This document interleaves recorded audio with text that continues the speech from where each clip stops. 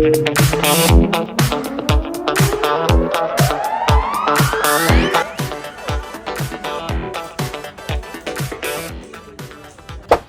wow, we have a popular topic here, do you think, ladies? Yeah. Okay, women's health. So, how many of you have researched anything to do with women's health before? Yeah, okay, we've got a lot of knowledgeable ladies here. That's fantastic, okay? So, the reason I'm saying that's fantastic is because of the fact that you're going to learn loads. Now, how many of you are also intrigued about what chiropractic has to do with women's health? My name is Dr. Monica Hander. I'm the principal chiropractor here at Warrington Wellness, and I have been in practice here for over 32 years. Okay, so in that time frame, I have seen thousands upon thousands upon thousands of people. Okay, in 32 years, I've been in full-time practice that whole time. I'm soon to be 55, so I know a little bit about women's health and the journey that a lot of us kind of either are going to go through or are going through or have been through. So I feel I'm quite experienced in terms of the speaker. So any of you, this is not like a man bashing exercise. However, how many of you kind of get a little bit fed up of seeing male figures out there extorting what it is that they know about women's health? Yeah? Okay, so it can be difficult, I think, if you've not been through it yourself as a man, to give somebody else advice on what happens in women's health, okay? So why am I the expert in this? I actually am not. I'm not going to purport that I am an expert. However, having been through a lot of challenges, I'm here to tell you about what your journey could look like or the ways that you can improve your situation, okay? So, who here, first of all, as the first question, often puts other people's health before their own? Yeah? So I think that is, we don't know why that occurs, but oftentimes we will do that. Not oftentimes, a lot of the time. So we will tend to be the very last person on the list as opposed to being at the top of the list there. Why is that an issue? Anybody got any ideas as to why it is that may not be the best way for us to be living our lives? Why though? Say that again. Can be. I think that's it. It is an instinct, I understand that. However, why is it not a brilliant approach though? Emotions, burnout. So if you are the base layer for your family, etc., or older parents, whatever your situation is, children, if you're the base layer and you're not functioning at your optimum and there are other people relying on you, it's like we call a deck of cards, which is that if the base layer falls, everything above that layer also compromises and falls. So you've all heard the saying, you can't give from an empty cup, right? But yet we do that often, okay, and regularly. So what we will be covering is the chiropractic approach to women's health, and I'll explain to you how it is that chiropractic can help and other ways that you can help yourself as well. From a chiropractic perspective, what it is that we talk about is three major components of your health, which we talk about it being, there's a physical component, okay, there's a chemical component, and there's an emotional one as well. Physically, can somebody give me an example, if I write down P here as physical, what could be a compromise that may occur with your body physically? Tension. It can be tension. Why do you have the tension? Stress. What kind of stress? To manage them, okay? So what you're talking about there is not actually a physical stress, you're talking about an emotional stress. Lack of sleep. lack of sleep. So that is what we call the Swiss Army knife of issues, which means that when you have lack of sleep, it compromises so many different things, and we're going to talk about that in a second. So what is a physical stress on your body? What about pregnancy? Pregnancy can be a big physical strain on your body, absolutely. What other forms of stress could be physical on your body? Regular periods. How is that a physical stress? Well, you may suffer pain, mood swings. Okay, so I'm actually going to label that as more as a component of physical, but I'm actually going to put that down as more of a chemical stress on your body.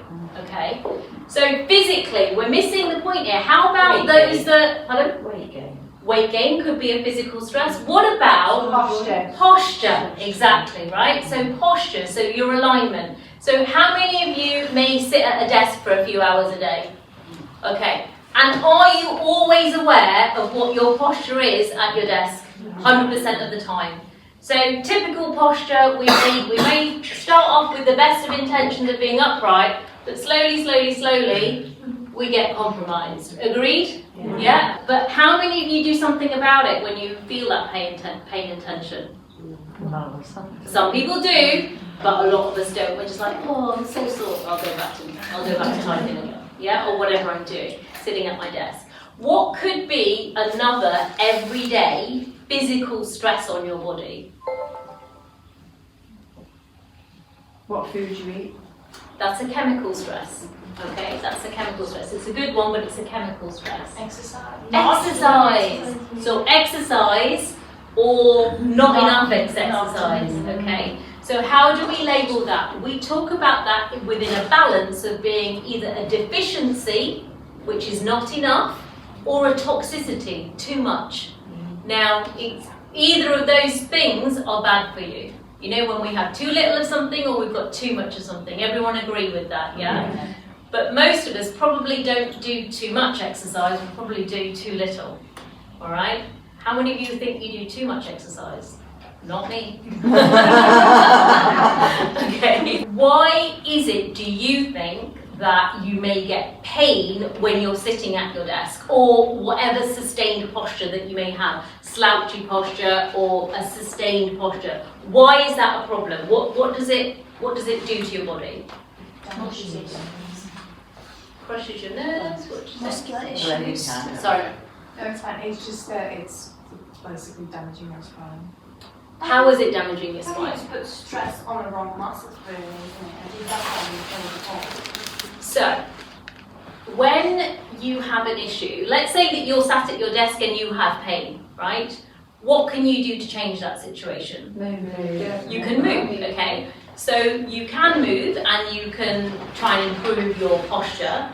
But what is the first thing that you need to develop before you can change anything? Awareness. Awareness, absolutely. So you need to become aware that you're not in the best position first.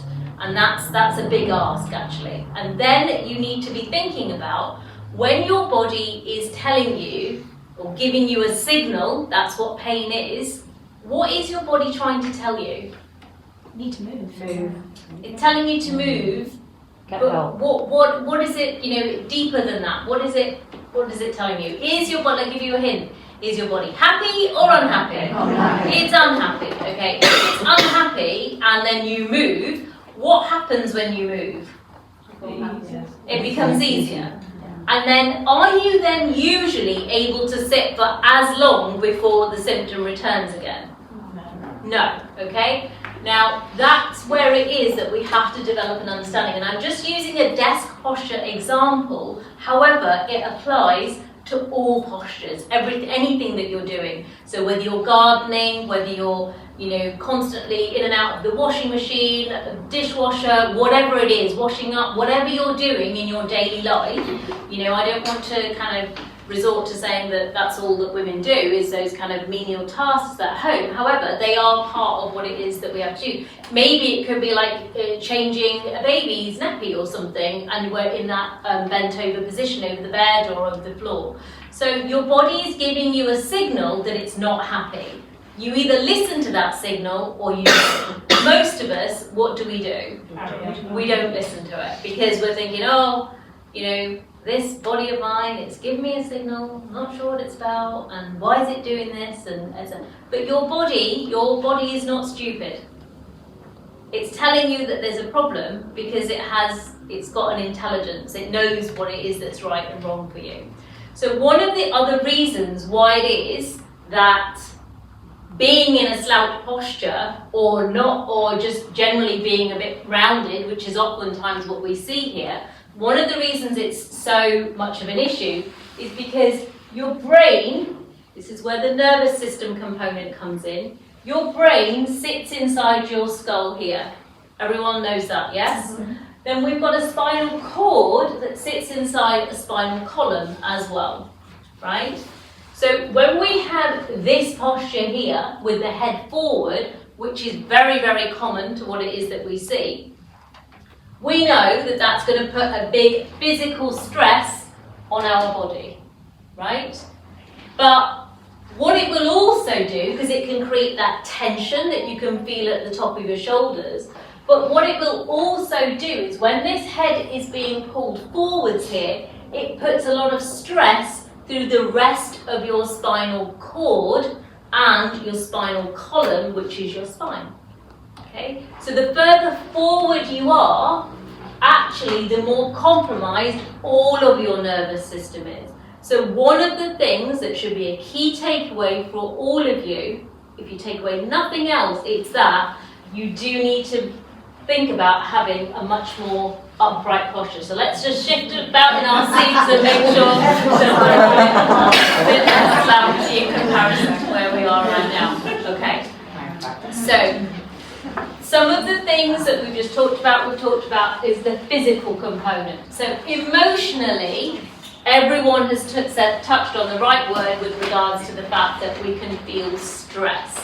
So how it is that we label stress would be either a physical stress, a chemical stress, or an emotional stress. But usually when we're talking about stress, we refer to it an emotional stress. We don't say, I'm feeling emotionally stressed. You just say, I'm stressed. But we understand that to mean that it's an emotional stress. What does emotional stress do, particularly to women's health? Raises the cortisol hormone. It raises cortisol. And what's cortisol good for? Fight or flight. So that's what the saying used to be, but for women, it's not the same. We're not men, right? So we were taught that cortisol raises that fight or flight.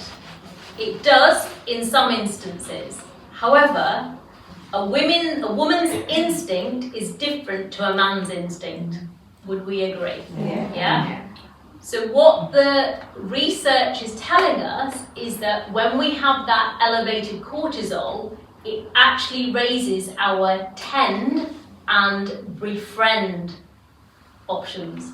And what that means is that when you're stressed, you will have the fight or flight that we all know about, but also you will tend to have that tend and befriend. Tend and befriend means that if you've got, because we're nurturing, that's our innateness, is our nurturing ability.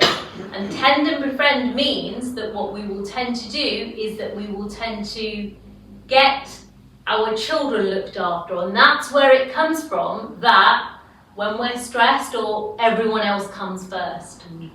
Okay? Because of that's that tend and befriend. Tend means that you're tending to your loved ones.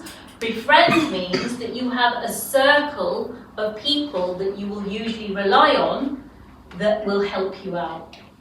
Now, how many of us feel that in today's world that we live in, that we may not have all of those connections, particularly, I think, having gone through 5 years ago when we had the COVID issues, I think that kind of has created a big change in how our society works. So, has anybody else noticed that? Mm-hmm. And what is it that you're noticing with those connections that you may have had prior? Not strong. Why though? because people stayed in their own bubbles in their own areas and they didn't want to mix and they haven't readapted to socialisation again. I 100% agree with that, and I think that it's, you know, for those of us that have had a pre-COVID existence, at least we knew about that. The thing that I feel really upset about is children that have been brought up in that environment, okay? So we are going to see another epidemic of children who don't know, because all they know is their computers and their desks and Zoom and online, and they would rather email a question rather than put their hand up or go to someone or even touch someone. That's all right. I'm quite touchy. So we have that though, don't we? We have that, we have that in all professions, amongst all different places, is that people, we have that, and when you do have that connection, or that when you're nurturing, it hits you much harder. So yes, we have a cortisol rise, but it may not have the same impact on women as it does on men. Unfortunately for women, where do we tend to lay down our fat when we've got high cortisol? On your belly. Yeah, so, and that's part of when you're transitioning from your times when you're having your periods and to a point where when you're stopping your periods, that's when it is that, like, we go into the perimenopause, and then we'll hit menopause, and then menopause is kind of like one day, and postmenopause is then like the rest of the time. Now, how many, if you want to, you can put your hand up here, how many of you are kind of going through that change of time right now? Okay, so, a good proportion of the room, okay. And how is that impacting you? We've got about 10 minutes. What's the biggest, what do we think the biggest challenges are? Symptoms for me. Right. The fatigue. The fatigue, yeah.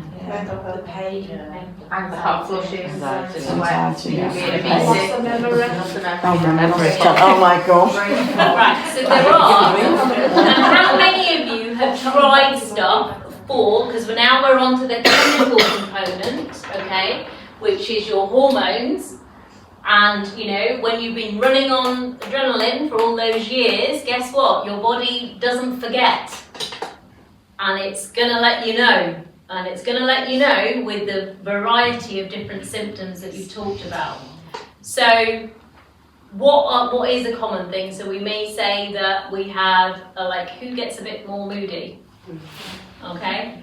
So how many of you have looked into what it is that you can do or take to help that situation?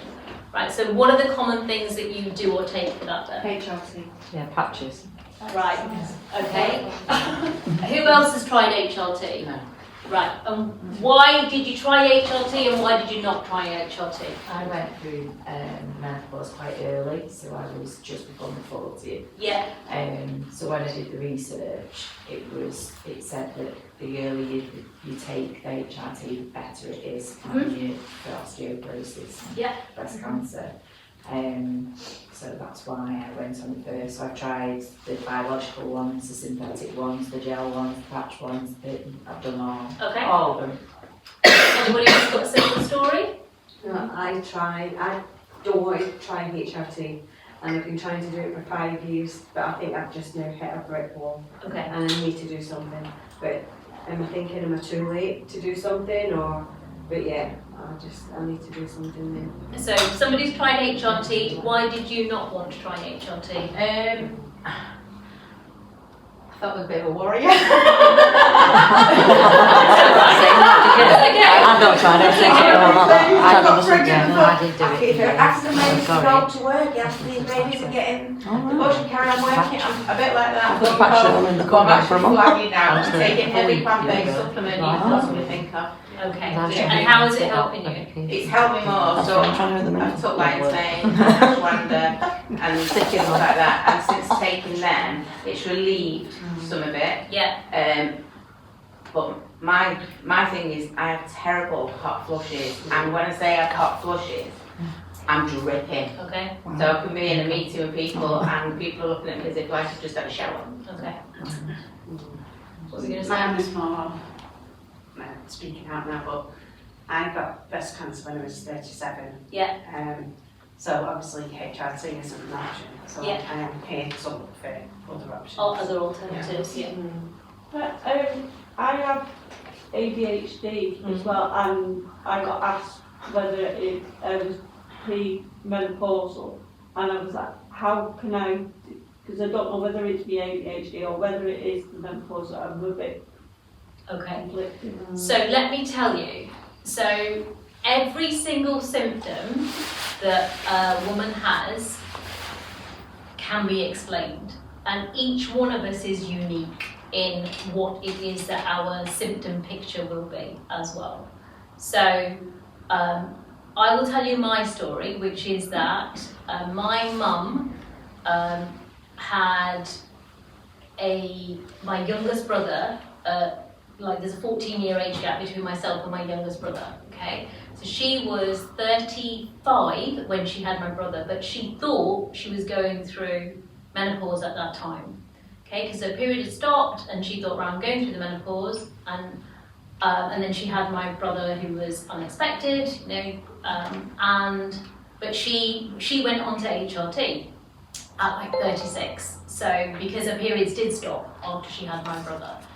And I knew for me that I was thinking, my goodness, 36 is a super early for you to stop your periods, and I didn't want to follow that same route.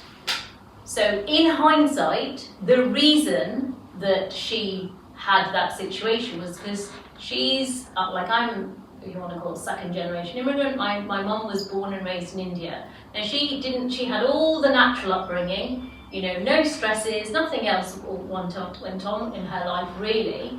And then she came to the UK, she had a fourth child at the age of 35, and a period stopped. But I can tell you, even speaking to her at the last weekend, her life was so super stressful, unbelievable, right? And so that was the reason she had her early menopause, was because of the fact that she led a lifestyle that was super stressful in every sense. So physically, she, you know, didn't look after herself. Chemically, she was eating Smash and Binder's crispy pancakes. You know, like we're talking rubbish, absolutely rubbish. You know, and they thought they were being really modern, you know, and having, you know, all these compromised foods. I said to her, Mum, you grew up like everything was super fresh and picked from the field and everything, and then you go to this like Smash, like, you know. So and then and emotionally super stressed, you know, all sorts of different reasons for that. So I knew for myself that I was going to face a challenge because of the fact that I'd grown up in that same environment, and I knew that if I did not choose a different route, my result was going to be the same. So she went on to HRT because of the fact that she was saying, I'm dripping. Like I can't sleep, I wake up in the morning and the sheet's completely wet, and I was like, oh, you know, what is this all about? Now, anybody have the first clue as to why it is that might occur? We all know it's a hormonal imbalance, but what is it specifically? Is it a drop of estrogen? Yes.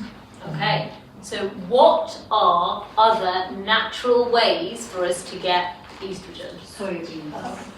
Soy isoflavones, okay, so you can get those. If you want to write this down, then that would be a good thing for you to write down. Soy isoflavones is definitely one of the things that you can do. However, be careful not to just go generically out there. So this is where it is that you would go to some trusted source, because you're kind of wanting to get fermented soy isoflavones, not just common soy that is available. Like, you know, don't go glug in a bit of soybean oil or something like that. That's really not going to do you any good whatsoever, okay? So soy isoflavones can help with that. Anything else that you can think of that actually generally helps with your hormone balance? What about exercise? Absolutely. So exercise, and I'm not saying that you have to be running a marathon or anything, but brisk walking, there's nothing like it. In addition, what we all know, what's the other thing that we're supposed to be doing? Weights. You have to do weight-bearing exercise because why? Muscles are Osteoporosis. Okay, so one of the things you have to start doing, and it doesn't, I'm not saying like, you're going to lift like 50 kg or anything, but anything that is, first of all, I would start with body weight exercise, okay, and then you would go on to small weights, and then you want to lift a bit heavier.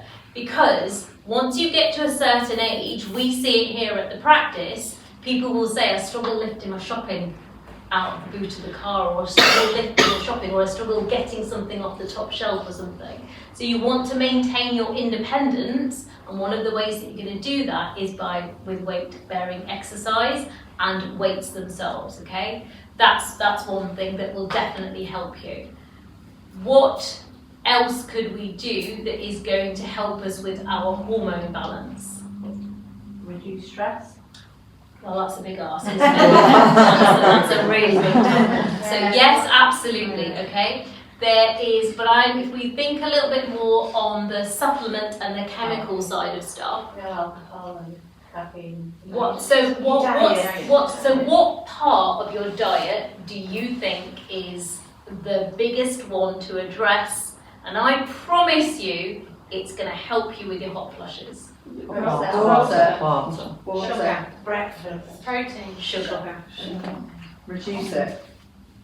Like I'm saying, like, Wow. and that's why the alcohol is the same. Yeah. It affects your brain. I try and brain. No alcohol, no sugar. Because at the end of the day, what is it? It's like it's a poison, We take it, but it's like choose your poison, and we'll choose it when it is that you're going to have it.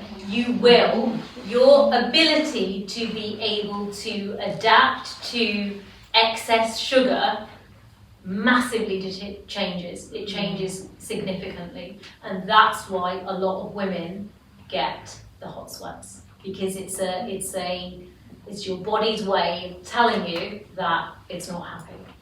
So sugar reduction, like if you're going to remember another thing, then obviously we've talked about upright posture, but the other thing is, big one is your sugar. And like I'm saying, I'm not expecting everyone to be an angel. However, I always say like it's choose your time. So I know my drink is a glass of red wine, but I know that if I'm going to have a glass of red wine or a piece of chocolate or whatever, a sweet, then I know that I'm going to be compromising myself, so I know that I won't have a lot of it. I'll look at a donut, like somebody brought a donut in the other day at home, and I just looked at it and I went, that's not for me. Like I could just feel the sweats, like just thinking no, that's not happening. Okay, so sugary stuff, or if you're going to have your sugary stuff, then look up Glucose Goddess, and she gives you loads of different strategies on how it is that you can work off that sugar faster. So you might take some apple cider vinegar, you might take some probiotics, you might go for a walk, maybe have some veggies before you have your sugary item of either drink or food. Okay, so that's one thing. What else do we think we may need to add into our diets that may help with our symptoms? Protein is super important, yeah. I'm thinking actually more of, rather than thinking of it being a supplement, thinking of it being an essential for your body. Fatty acid. Essential fatty acid. So what is an essential fatty acid? Anyone know? Is it omega-3? Omega-3. So not 6 and 9, because 6 and 9 are plentiful, and they're the ones that actually can increase your inflammation. A lot of the symptoms that a woman may feel is as a result of increased inflammation. So all the sore joints and the sore this, etc., is all as a result of increased inflammation within the body. And what does omega-3 do? it reduces it significantly. But you can't just get it from eating 2 bits of salmon a week. I'm really sorry. It's just not going to work. It's not going to happen, right? So those of you that say, well, I eat oily fish, and I'm like, well, you know, do you have 5 kilos of oily fish? Because literally, if you've not built a base up from younger times, and now you're trying to do something about it, you're going to have to throw a lot more at it. Does that make sense to everybody? Yeah? So omega-3, we do a really good quality supplement here. We can talk to you about, you know, what the recommendation is later. Essential fatty acid. It's not a, you know, it's not a supplement. It's required for you to function optimally, right? And every single person that we've ever done a blood test for has always tested low. Every single person, right? Even me, when I was supplementing, and then I was like, right, what's the quality of the supplement I'm taking? And then I worked really hard for 3 months, and I retested, and I do retest annually now to make sure that I'm still at a high level, which is why it is. I'm not saying my life is stress-free, far from it, but there are compromises that some of us make and some of us don't make. And for me, my supplementation is something that, and my essential nutrients is something that I'm not prepared to compromise. What is another very powerful supplement that we may want to start taking at this time of year? Vitamin D. Do you know what though? It's not a vitamin, we know it's more like a hormone. And what does that also do? Vitamin D prevents that SAD syndrome. I've got a slight question. It can, absolutely it does, yeah. Helps you boost your mood. Does it interact with, to help, I can't remember, is it calcium? Or is it the... Can be, yeah. So you absorb calcium better? That's D3 with K2. So it's the K2 that helps the absorption, okay? So D3, what is not that well known, is also a very powerful anti-inflammatory. So it's super simple for you to be taking it.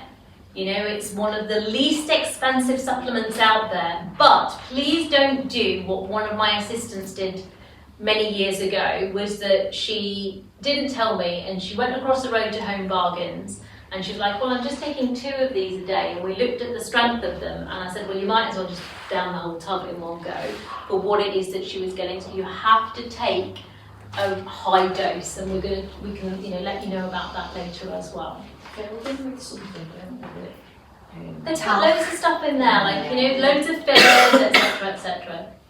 I was for a long time taking vitamin D3 from my chemist because my doctor told me to, and she's recently took me off them and said she'll retest my blood in 3 months' time. So do I just say no or carry on, or? It's a good idea if you've been supplementing on high doses for you to get a blood test done, and that's very easily available via GP. Whether they will do it or not is a different thing. That's all that I can say. You know, so like if everybody here suddenly went to their GP, they'd be like, what the hell, you know? What's with this D3? So D3 with K2, really important to have level. The issue that we have is that the NHS's levels of normal are not what we would describe as being optimal. So let's say that you've got a range, I'm not saying that this is it, but let's say that you've got a range between 50 and 250, which is considered to be normal. If you are 51, you're normal. But you're at the very, very low end of normal, okay? So that's the problem with just looking at numbers. They're not necessarily taking your particular situation into consideration.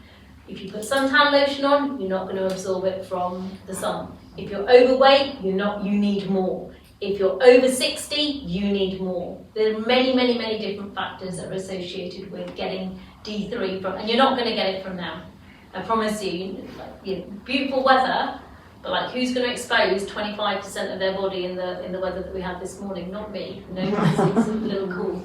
So we've got that component as well.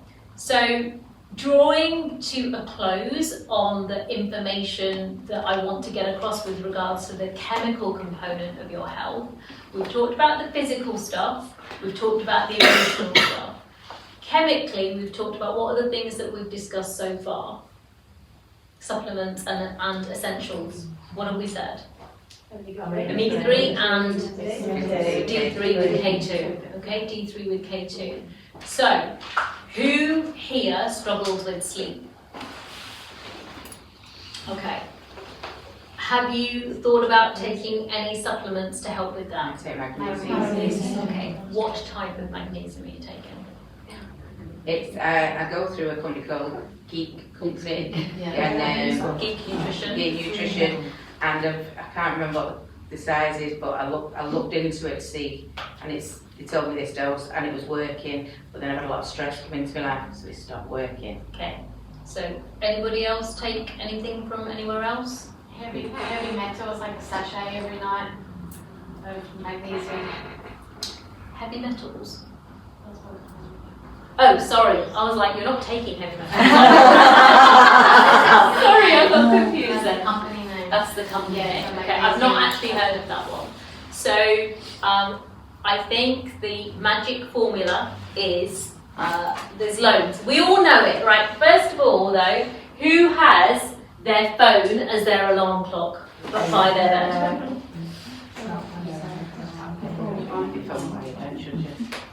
Exactly right. Okay, EMFs, etc. Right. You want to improve your sleep cycle. You take magnesium bisglycinate 1 hour before going to bed. High doses of. Okay, we can give you the company name that we recommend as well. You can get 10% discount on their products. Brilliant. Cytoplan is the name of the company. 1 hour before bed. But you also have to charge your phone away from your bedside. Why? So it affects the circadian rhythm. Because it affects your circadian rhythms, exactly. So Oh, if the blueness from the screen is interfering with melatonin production.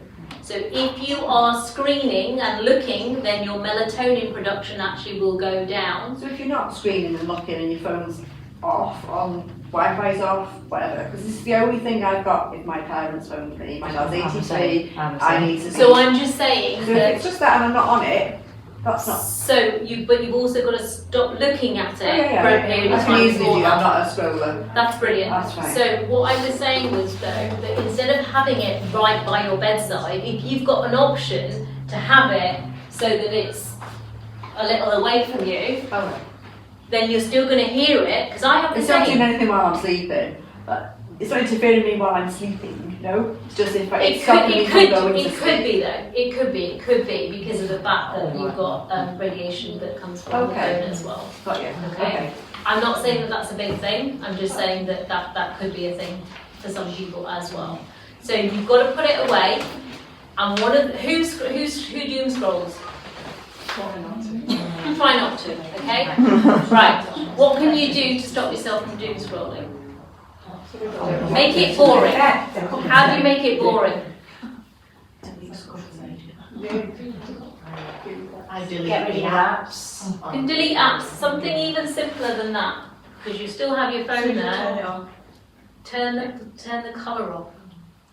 Switch it to black and white, because I'm telling you, it's like, oh, it's not as interesting anymore. Yeah, you can do that. Okay, so look at your settings on your phone. You can change it to a black and white setting as well. And I promise you, it's not nearly as interesting when it's on black and white. And then you also just have to train yourself to put it to one side, and and just try it. Take your magnesium an hour beforehand, and then just say to yourself, right, the most important thing that I'm going to do, like I said before, sleep, Swiss Army knife.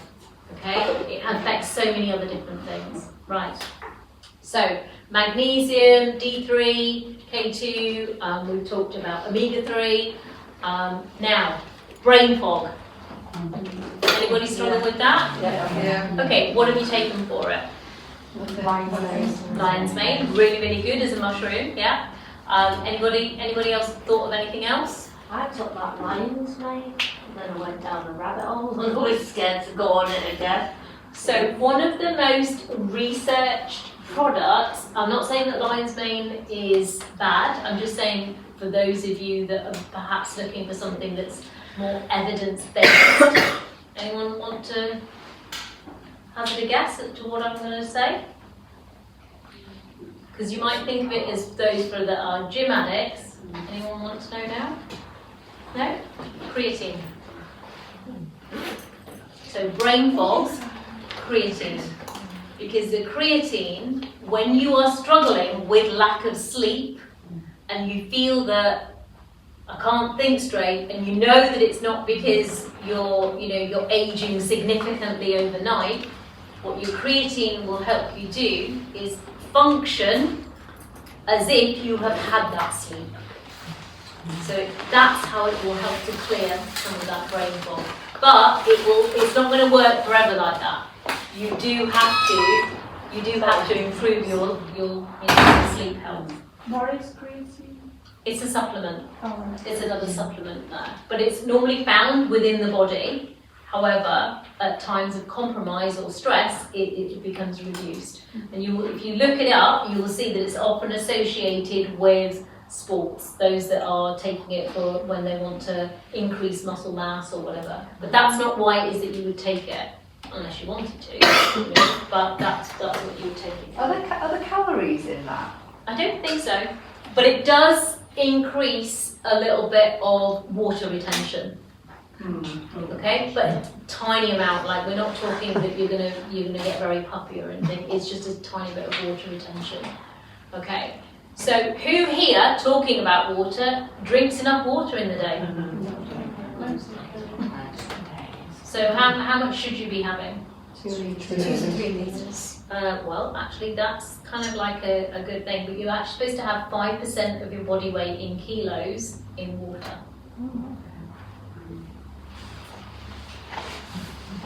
Got some scales. We have actually, yeah. Okay, so going back to what it is that we as chiropractors do, because we see many ladies all the time. In fact, I would say probably, would you say that 70% of our patients that come to see us are probably ladies? That's our preferred person to see. Okay, we'll see men when they come in, but my preferred person to see is ladies, because I'm passionate about helping women with their health.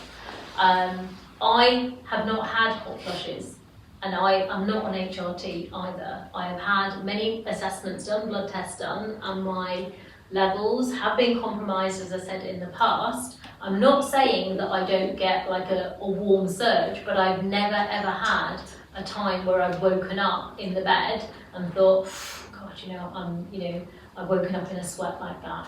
But any time that I have had something sugary, for whether it's an alcoholic drink or a piece of chocolate or whatever, I know that will then give me some warmth. And it depends upon what stresses the body has been through in the day as to when that's going to hit me as Can well. I just ask, healthy sugars then from fruit and that, will that do that? It can do. I eat a lot of fruit.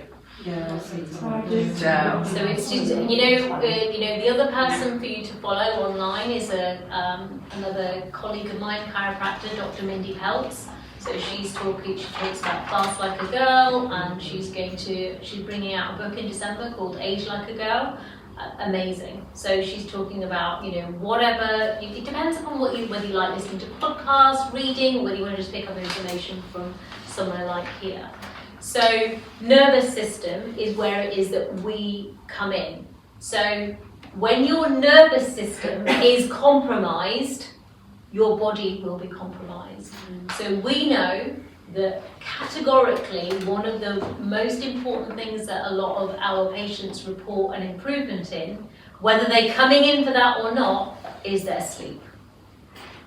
So we're not saying that you just come to us and we're going to sort your sleep out, but what we are saying is, as a result of having your nervous system improved, the communication between your brain and your body and your body and your brain again, by improving that connection, it will improve your overall health and well-being. So most people associate chiropractors with what? Back, okay? The reason for that is because your spine is on your back, right? So most people associate a chiropractor with looking after your joints, but actually what we're doing is influencing your nervous system. And by improving your nervous system, you can get an improvement in many different other aspects of your health by taking the stress off the system, right? So,